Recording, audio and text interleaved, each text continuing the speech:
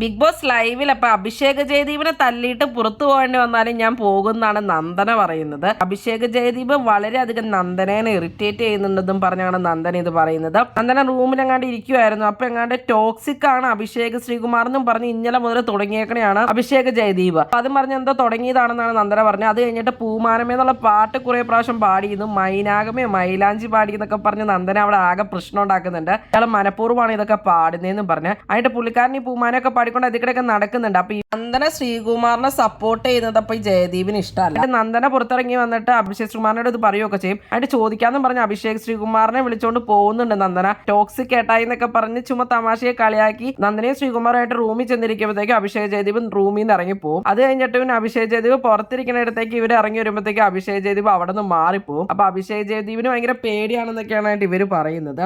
അഭിഷേക് ശ്രീകുമാർ നന്ദനയുടെ അത് പേടിയാണോ മുത്തെ പേടിയാണോ, അടുത്ത് വന്നാലോ മുത്തെ നാണിച്ച് നിൽക്കാതെ എന്നൊക്കെ പാട്ടൊക്കെ പാടിക്കൊണ്ട് നടക്കുന്നുണ്ട് അഭിഷേക് ജയദീപിനെ ഇറിറ്റേറ്റ് ചെയ്യാനായിട്ട്. ആയിട്ട് അഭിഷേക് ജയദീപ് ഇറിറ്റേറ്റഡ് ആയിട്ട് വന്നിട്ട് നന്ദനയുടെ ബെഡിൽ വന്നിട്ടിരിക്കും. അപ്പൊ നന്ദന പറയും എക്സ്ക്യൂസ് മീ ഇവിടുന്ന് മാറണം എന്ന് പറയും. അപ്പോൾ എനിക്ക് മാറാൻ സൗകര്യം ഇല്ല എന്നൊക്കെ പറഞ്ഞ് അഭിഷേക് ജയദീപ് അവിടെ തന്നെ ഇരിക്കും. എന്നിട്ട് നന്ദന വന്നിട്ട് അഭിഷേക് ജയദീപിന്റെ അടുത്തിരിക്കും. എന്നിട്ട് നന്ദന ജിൻഡോയോട് പറയുന്നത് നോക്കി ഒരു പുരുഷൻ ഇങ്ങനെ ചേർന്നിരിക്കണോ എന്നൊക്കെ പറയും അഭിഷേക് ജയദീപിനെ പറ്റി.